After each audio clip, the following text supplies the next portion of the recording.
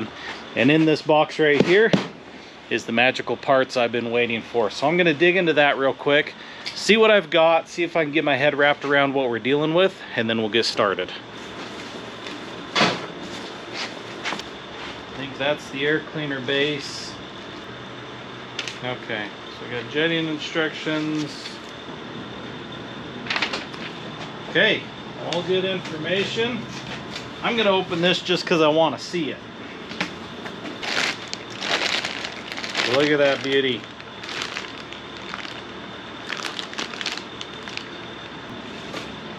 I am excited. Let's pop the hood and see what we're working with.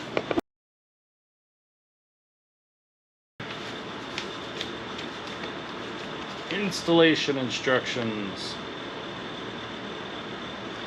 Legal in California only on off-road vehicles. That's good to know. I'm really surprised though it doesn't say that it causes cancer in California or something like that. That's usually what I'm used to seeing, but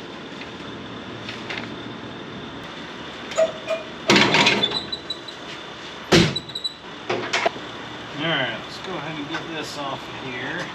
Yeah, it's kind of a hokey throttle cable setup. It looks like, I guess it was okay for what it was. But I think this is going to be better, and I may not have to replace the pedal either. It looks like part of this might be correct. We'll figure that out in a little bit. Yeah, I kind of looked at everything. I don't think I'm any smarter than I was about 10 minutes ago. So I think the only thing to do is just dive right in and see what we can figure out. I think the main thing that I found on this, I think the main thing that I'm seeing is it looks like it should fit.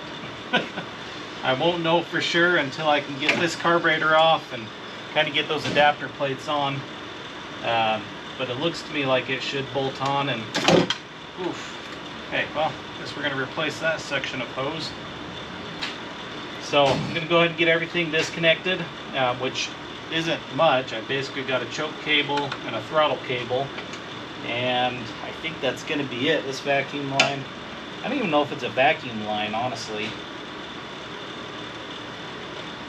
Maybe that's a breather. I think it's more like a block breather or something like that. I don't know if that's an emissions deal or what. But everything else is, well, there isn't anything else.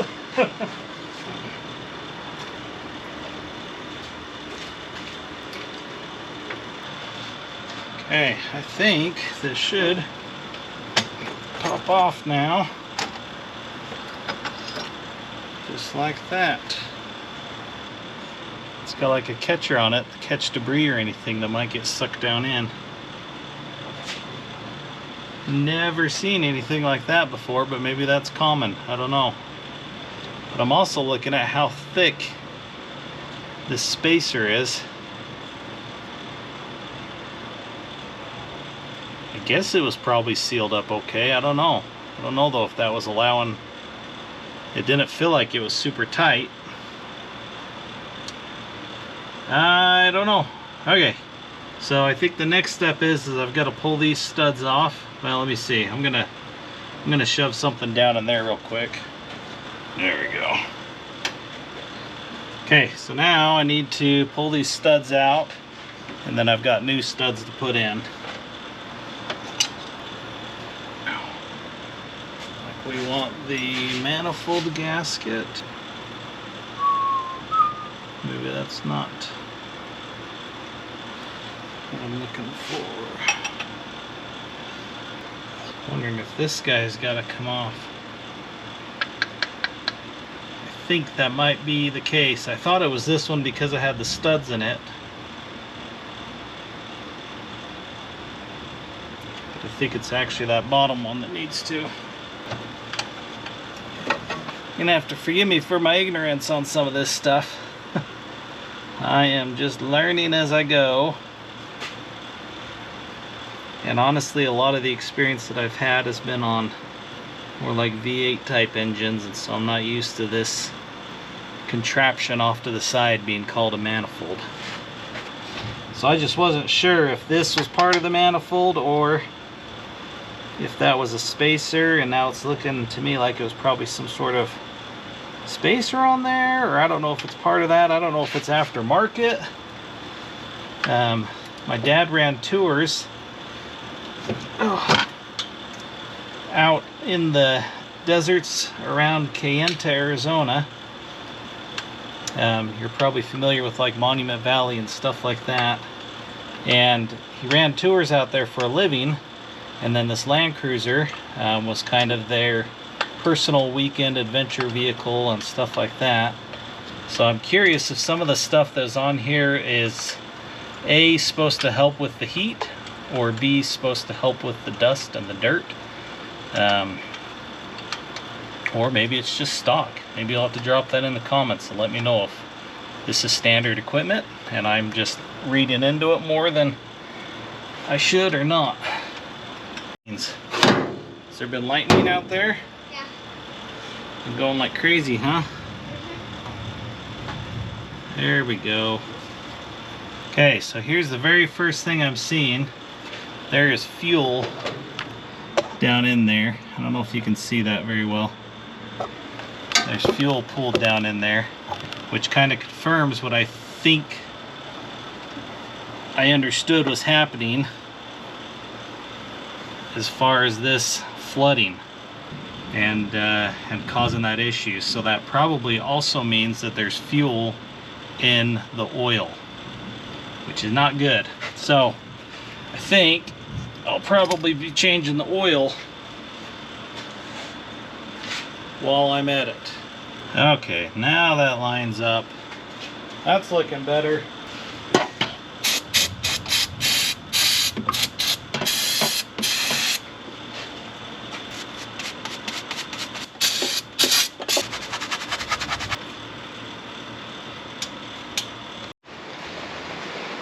Would you look at that? Getting some rain. Oh, it feels good. Feels good to be out here, get sprinkled on a little bit. We really needed it in this area.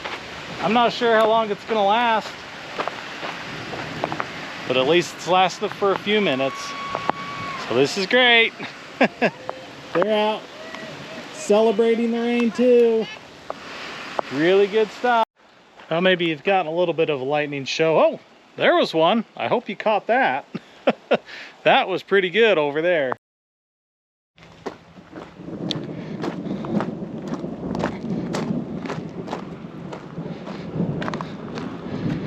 Yeah, it's pretty sweet. We're super excited for all this rain.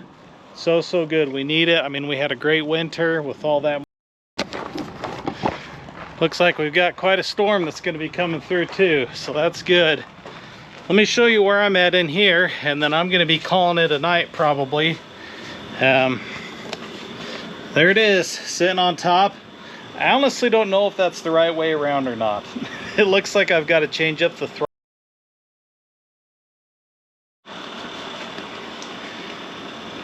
It looks like I've got to change up the linkage on it to accommodate the cruiser setup, which I'm not sure exactly how that works. I'm gonna have to read the instructions on that part of it, I think, because it's like 90 degrees from where I think it should be, but there's a bracket for the throttle cable and a couple of different things. So I'm gonna do a little bit of looking on that, but it's pretty much dinner time, so I've got to head inside anyways.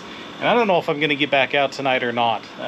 We'll just have to see how that goes. So, but I made some good progress. I've already learned a few things, and I've got it in the shop, and it's not gonna move out until it drives out under its own steam. So I'll get back on it and we'll get it wrapped up at some point.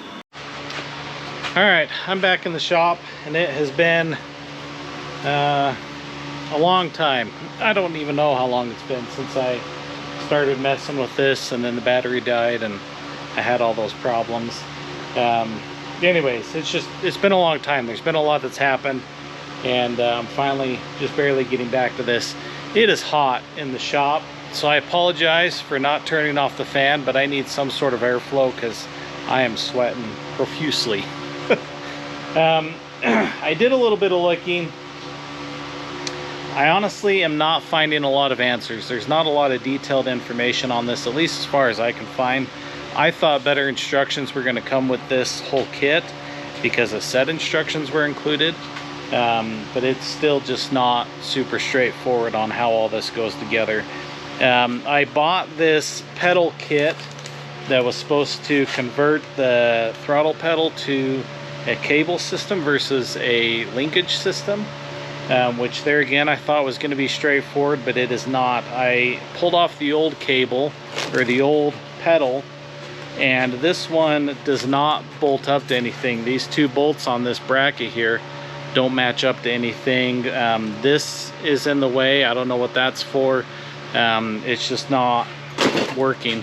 What I did find though was that the old pedal was converted to a cable system.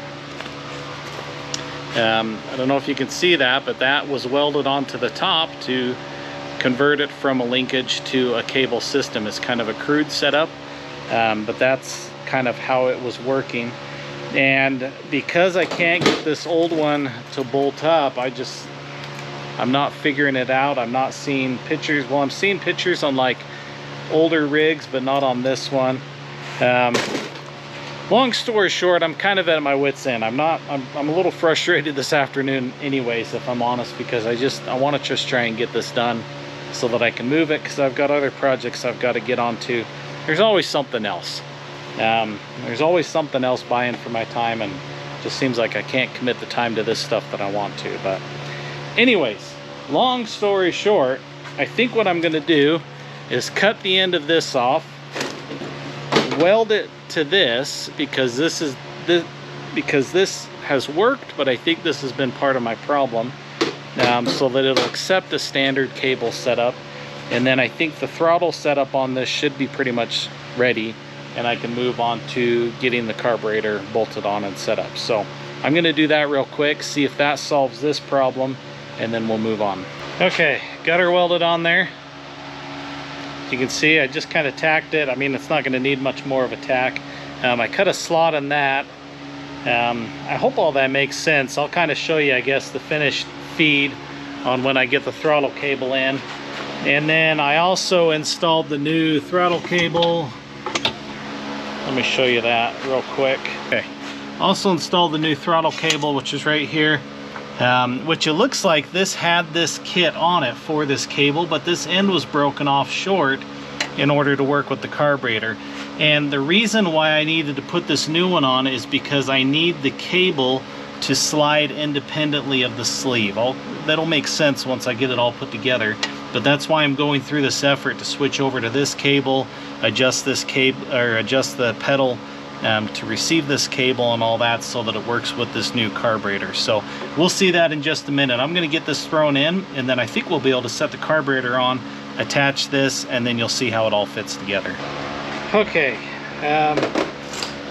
honestly, I should probably be at a point where I should just stop, because I'm getting a little frustrated with how everything's come together. I'm not a super mechanic guy. I haven't dealt with a lot of carburetors, so a lot of this I'm trying to figure out and go off of the instructions I was given, and I'm just not getting a lot of good direction. The other thing I'm running into is things just don't seem like they are manufactured very well, if that makes sense. For instance, the end of the pedal, well, I'll show you this first. This right here, where the end of the throttle cable is supposed to nestle in there, I had to take a screwdriver and open that up bigger because that hole was too small. This bracket here, the hole was too small to fit over that stud. And then the end of the pedal, let me show you that. So this end of the pedal up here, where the cable's supposed to fit in, again, too small. It just seems like this kit doesn't quite fit together the way that it should. The instructions that I got, I think, was for a smaller size carburetor, because the throttle linkage, the way the butterflies work, is different. Just a few things like that. It's been kind of frustrating getting this together, but I did my best. I think I've got it together. I've got the carburetors mounted on, the throttle cables on. I've connected the fuel line. I've got this extra here because I've got my fuel pressure gauge here. I think these are only supposed to have, what did it say, 3.5 psi. Trying to remember where I saw that. Anyways, it's, yeah, 3.5 psi is what these are supposed to be limited to. I doubt that the fuel pump's putting out more than that, but I figured I better just get a little pressure gauge just to see how that's gonna work. So I think we're ready to fire. I haven't done any tuning on it yet. I just want to see it fire and get the rewards for the labors that I've put in. So we're gonna start with that, try and crank it over, see if it'll fire up on this, and then we'll kind of take it from there.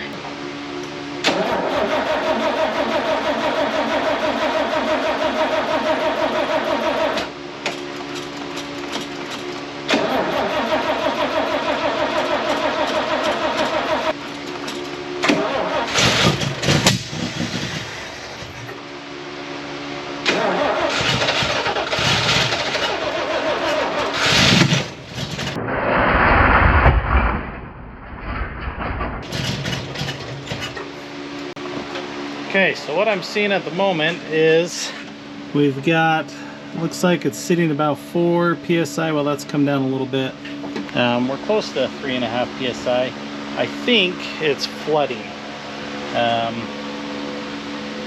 not sure, but I've got a couple of fuel drips here too that I need to figure out. So, okay, I'm gonna set you up there because this gauge keeps falling down. I think we're probably running a little higher than we need to, but I'm gonna try it again. See what we get on that.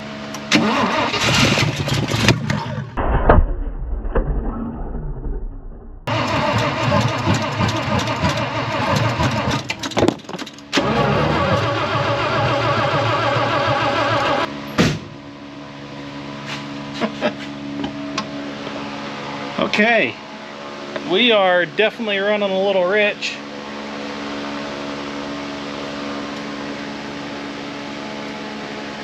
Making sure we don't have any fires going in here.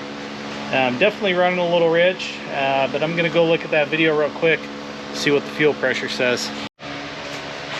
Okay, I am remembering that I think I've got fuel in the oil. I've forgotten about that until after I ran this and had all the smoke, and I need to drop the oil on this. I need to change the oil, make sure I'm not getting fuel in there.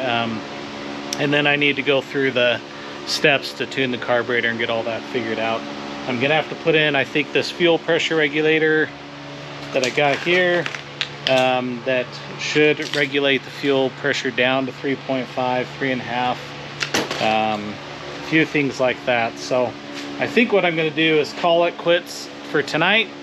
And like I said, I'm just, probably wasn't the best evening to work on it anyways because I was feeling a little frustrated, but I've been needing to get this done so that I can move on to other things. And it's been frustrating that it's been sitting for so long. So I think I'm gonna let it sit for tonight, and not sure when I'm going to be able to get back to it, but hopefully I have a clear mind, be able to drop the fuel, or be able to drop the oil in it, get that changed out, get the carburetor tuned. I've got to put a hot line into, it's got an electric choke, so I need to do that, a few other things, and then we'll try it again at that point. So I was standing here just waiting for a few minutes to make sure I didn't have any fires or anything before I went in, and I realized I made a big mistake, and I think I know why I was backfiring and having all those issues. I didn't have this line on here. That's it runs around to the side of the block, so I don't know if that's like a crankcase breather, or I don't know what you'd call it, but that's a huge vacuum leak right there at the base of the intake. And I bet that's the problem that I had. So I went ahead and threaded that in real quick and kind of reach this around. I'm gonna have to get some more of this line, it looks like, make that just a little bit longer, but it is gonna reach. So I'll probably just leave it like that for a minute, make sure that was my issue. Anyways, I bet that's my problem. I bet I didn't have that on. I think I covered all the other vacuum, like there wasn't any vacuum hooked up to this, so I plugged the other vacuum inlets. We're going to call it an inlet. So I bet that's the deal. So anyways, just wanted to let you know I found that problem. I think that's why I was backfiring and doing that whole deal. I guess we'll find out when I get around to cranking it again to see if it's going to fire now. And I went ahead and tightened up these clamps and stuff too, so we shouldn't have those fuel leaks anymore. So next time, oil change, and what else? I think that's it. Oil change, make sure that vacuum line's, this line here's hooked up well, not leaking, and then we'll try and fire it again and see what we've got.